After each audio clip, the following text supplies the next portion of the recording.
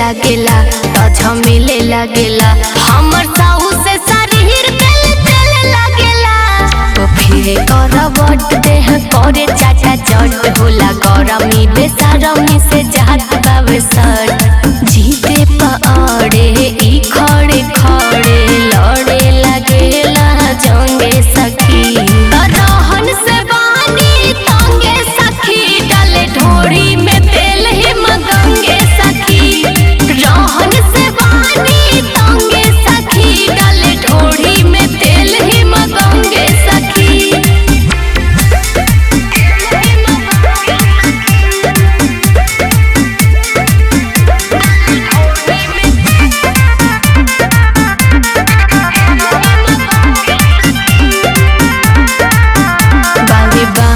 सखी खाले आंडा सखी जब ठेकेला ता लागे बड़ी ठंडा सखी खालाए दादा लागे पहलाए दादा आंचलिया